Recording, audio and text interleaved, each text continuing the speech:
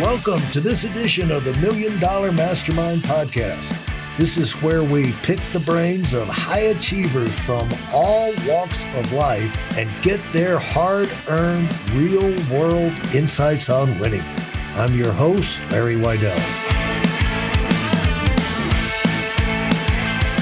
Yeah, and the thing is that everything we go through, it's one good thing, if you're an entrepreneur, you keep this in mind. Every nightmare you go through, every year you go through, every season of plowing through things, remember this. If you're going to have a competitor who wants to come behind you and knock you out, they've got to go through all of those same steps. It's just, those are steps that are not just for you to deal with, And so as you go through it, you're in a better position to be able to talk to other people because they can spot if you're just giving answers out of a book. And this is why I do this, have these conversations, is because things will pop. The one thing about it is you and I could say the same thing that somebody who is like a professor, has never done anything but teach. And we can say the same words, but it will ring differently if I say it, if you say it, because we've lived it. It's not just what you say, it's how you say it.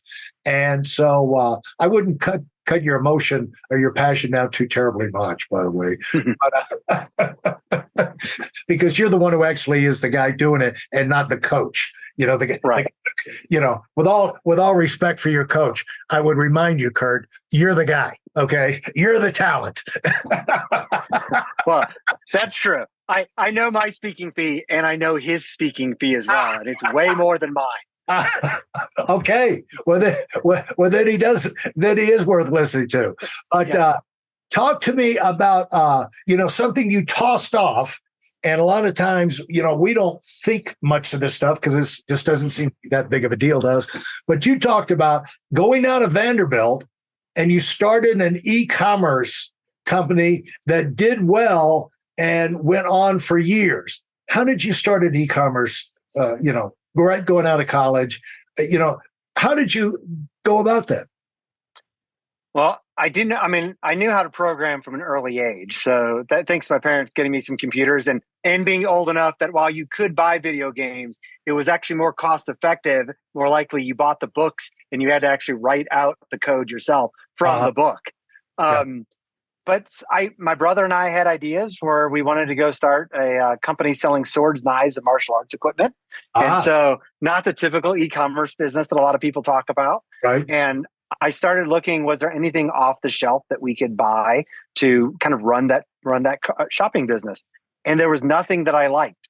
And so that was part of me deciding to drop out. Was in my evenings while my friends went to sleep, I started coding out something myself. So I built our initial e-commerce system that we ended up launching with, and that we actually used for quite a number of years before, kind of the market's available software became good enough for us.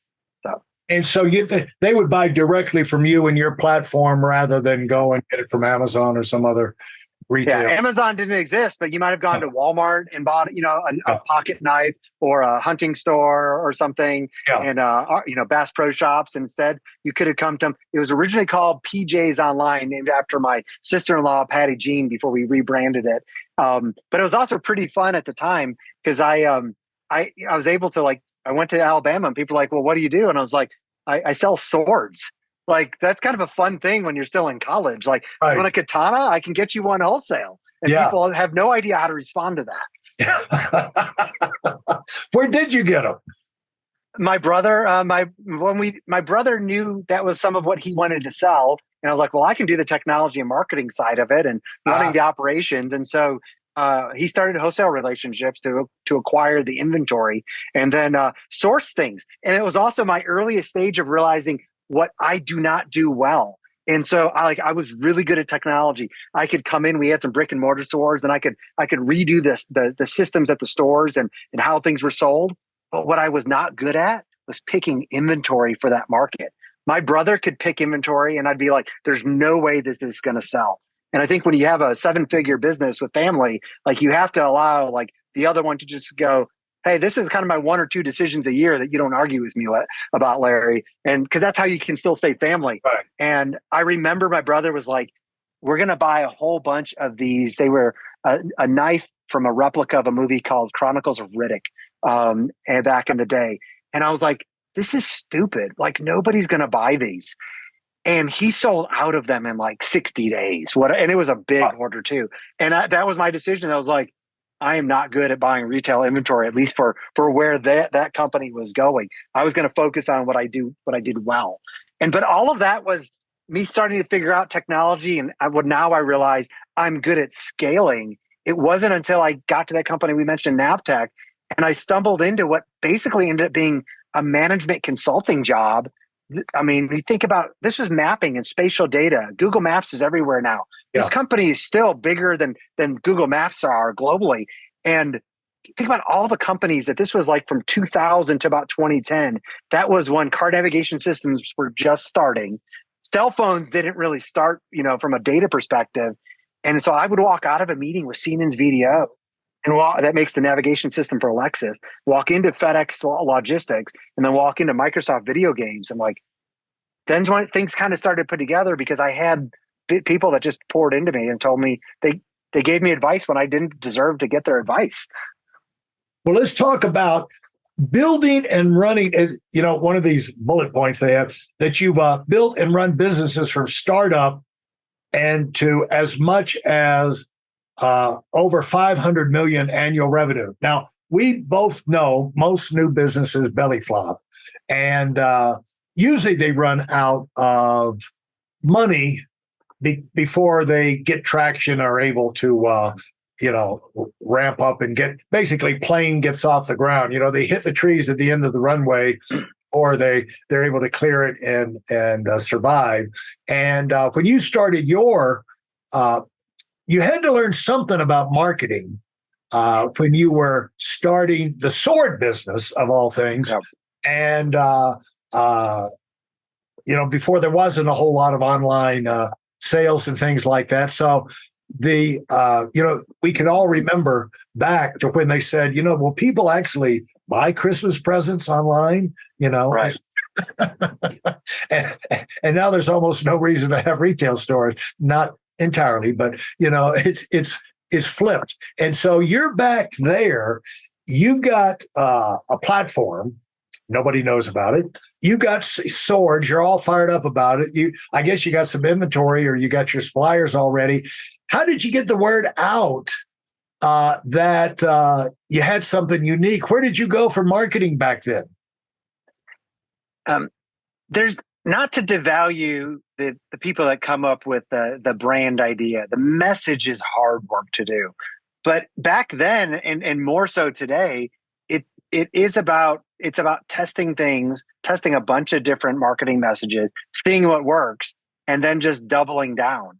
And so I remember early on, I had a good friend of mine named Matt Klink, and he and I were kind of the marketing department at the time. And okay. So, we probably had a few too many beers, and we just started making up, good ideas, bad ideas. We didn't know which ones were which. And it was like, well, how much money do we have to test? And so there was some online advertising, banner ads were getting started. And okay. So I don't remember how much. We might have put $5,000 into a variety of different messages online. We probably put $50,000 into different print ads just to test small copy, and things like Soldier of Fortune magazine and Field and Stream, and like the back when the magazine with all these like pages of ads, and just to see what worked. And we had a bunch of different URLs people click through, and we could track it. And I didn't realize at the time that I was learning and stumbling through A/B testing, like right. The difference between a good idea or a bad idea. Like people that come up with a brand message is hard. Critical people that deal with messaging when there's crisis going on, horribly difficult job. But the best marketing for me has always been really not any different than mathematics or systems thinking in law or systems thinking for software. You test, you see what works, and then you add more budget. It's all controlled risk. For those of you who are sick and tired of fooling around and are dead serious about wanting to move up fast, I've got something especially for you. I've combined the best insights from over 40 years in business and making $70 million in income and compressed them into a free webinar. That's right, it's a free resource. If you want to find out exactly what the concepts are that I use in coaching million-dollar earners, register now at WeidelOnWinning.com. You'll discover the 5-part framework used by so many to reach their financial, personal, and professional goals. You can find that link in this episode's show notes.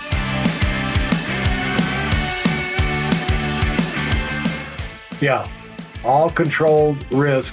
And there's no escape, and the thing is, it's like investing in the stock market. No one's going to come up with a formula that works all the time. And they can come up with formulas that work when the market is exactly like this and the planets are in alignment and that thing, that software program you've got that you're teaching thousands of people, then it will work this Forex or whatever they've got all these names, but you've got to get in and try it and respond to the real world. Reality is the greatest teacher, isn't it? Right. Absolutely. And I didn't realize at the time we were testing marketing, and then just by nature, like in that business, and I do this much more in software industries now, there's a place where you sell features and value in the product. But I stumbled onto, before there was a name for it, I stumbled into influencer marketing. I ended up building an influencer marketing platform later, but it's like, there comes a place where like you do banner ads and you do click-through ads, but there comes a place where it's like, do you want to sell the camping knife and hatchet that somebody uses going out in the woods? Or do you want to tell the story of the people who were using that when they went out with their sons and daughters for the weekend and it was a memorable event? We started telling those stories, and we went from selling a little to selling a lot, because we didn't realize back in the day, like this was before Facebook and everything, but we would share that story and we would send out an email to past customers. And the people that we told their stories went and told 100 of their friends. Wow. Like, they're talking about my story when I went camping with my daughter last weekend. And I was like, and then we would watch sales go up, and we're like, well, we should do more of that then. What other stories do we have from people? Right. And how would you describe an influencer platform? Well, from an influencer platform, they come in many different phases. So a lot of people think about influencers and they think about celebrities. Can I get Kevin Costner or Kim Kardashian to talk about my product? And they're influencers, but for me, that's not any real different than advertising. Like, does Kim Kardashian actually care about a product that she's talking about? Somebody's paying her to do that. Now, it's different if maybe they've made their own product. For me, and there are places where you have a celebrity and you luck out and they just love your product. They just talk about, this is the best coffee mug I've ever had. For me, in what we built was to go out that long tail. In marketing and advertising, people often look for, hey, you don't want to rank for real estate. You want to rank for luxury cabins in Blairsville, Georgia. That's a long tail phrase. And so I went through and I was like, how do I find the people that, like my Aunt Bobby, she lives in a small town in North Alabama. She has 200 friends on Facebook.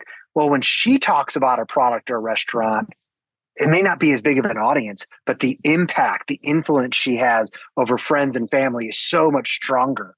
And so we were like, how do we find people like my aunt, or people that maybe even have 50,000 friends on different platforms? And how do we engage them for products they already love to help them share messaging for things that they already love and maybe are fans? So one of the things we did was, hey, give me your email list, Larry, and I'll run it against some software that lets me go and find everybody's social media platform. So your email list of past customers, and I could go, whether it's on B2C or B2B, and go, well, of the 10,000 people you gave me, here's the 500 that have real audiences on social media. Well, then you get to choose how you follow up. Do you want to do a giveaway with them, or do you start picking up the phone and calling them and go, hey, you do camping. I see you bought a product. Can I send you something new? Yeah, very interesting. And so you learn these lessons and talk about taking a business. What is the thinking you have in your mind when you start a business and you want to go big with it? And what are things that we're gonna play to win here, and right from the beginning. We're going to say, because that's the way I like to do. I like to do things. Because to me, here's the way I think, Eric. There's 24 hours of the day. Whatever I'm doing, whatever it is I'm doing, somebody's going to be at the end of the year.